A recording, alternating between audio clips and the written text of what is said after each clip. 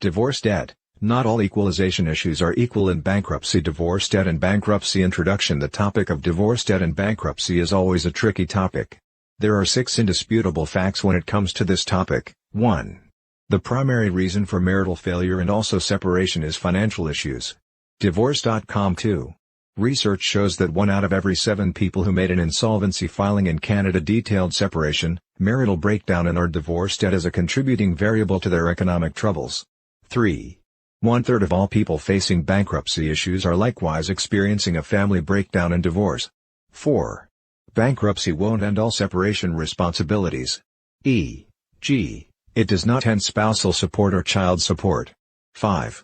Personal bankruptcy of one of the spouses, where certain debts are joint, the bankruptcy, notwithstanding the divorce, will negatively affect the non-bankrupt spouse.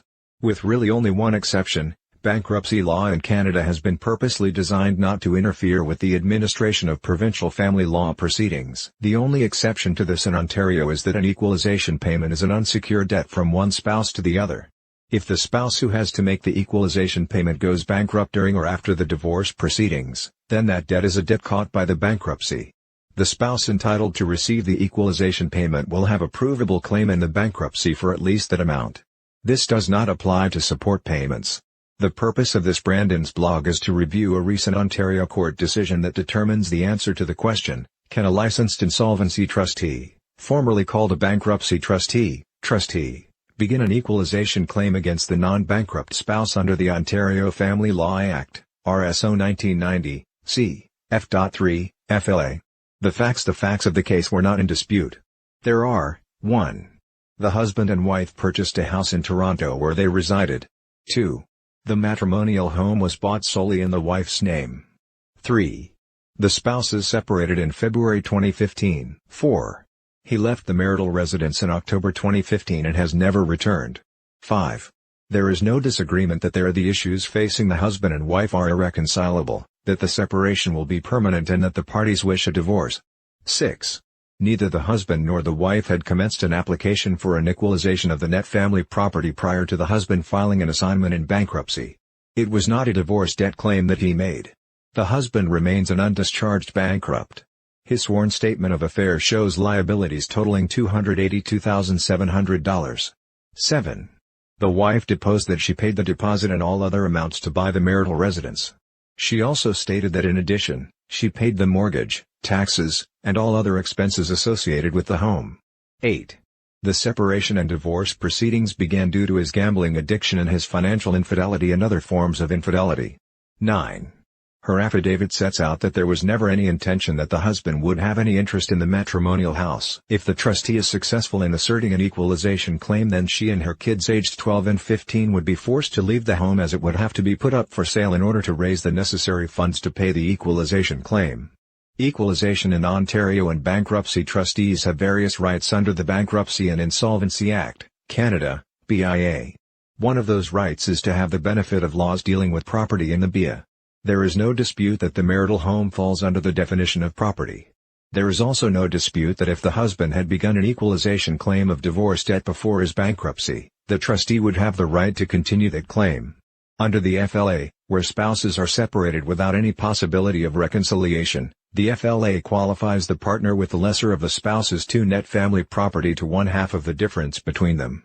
If the trustee is permitted to make a case for equalization and is successful, then his share of the marital residence assets, based on any applicable reductions or offsets, would be included as an asset in his bankruptcy estate. There is no disagreement that equalization claim is a divorce debt chosen action that a trustee inherits upon the bankruptcy of the spouse who started that action.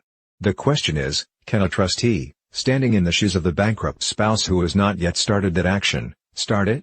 There are many cases dealing with valid scenarios in which an equalization claim had already been started. The applicant trustee's position is that the trustee has the capability to begin a claim for equalization of net family property where neither partner has made such a case. The trustee is relying on the fact that an equalization claim is a chosen action which the trustee inherits. The judge disagreed with the trustee's position. The court held that while the decision to continue with the divorce debt equalization claim made by the spouse can be left to a stranger to the marriage, the decision itself to make the claim cannot. so the trustee can continue the decision of the spouse to make a formerly begun equalization claim. However, the choice to make the claim may not be made by anyone other than the spouse. That decision continues to be personal as between the spouses. The judge dismissed the trustee's motion and ordered the trustee to pay $20,000 in costs to the wife immediately. Summary: I am not aware of that question ever having been asked and decided by the court before. So for now, in Ontario, that is the answer to that kind of divorce debt question. Do you have too much debt because of marital breakdown or for some other reason? Does your company have excessive debt and in need of debt restructuring? Would it not be great if you could do a turnaround? The Ira Smith team is available to help you at any time. We offer sound advice and a solid plan for starting now so that you'll be well on your way to a debt-free life in no time. For more information on a no-cost basis, please call us. The Ira Smith team understands how to do a debt restructuring. More notably, we comprehend the requirements of the business owner or the person who has too much individual debt. Because you are dealing with these stressful financial issues, you are anxious. It is not your fault. You can't fix this problem on your own. You have only been taught the old ways. The old ways do not work anymore. The Ira Smith team makes use of new contemporary ways to get you out of your debt problems while avoiding bankruptcy. We can get you debt relief now. We look at your whole circumstance and design a strategy that is as distinct as you are. We take the load off of your shoulders as part of the debt settlement strategy we will draft just for you. We understand that people facing money problems require a lifeline. That is why we can establish a restructuring procedure for you and end the discomfort you feel. Call us now for a no-cost consultation. We will get you or your business back on the roadway to healthy and balanced worry-free operations and end the pain points in your life, starting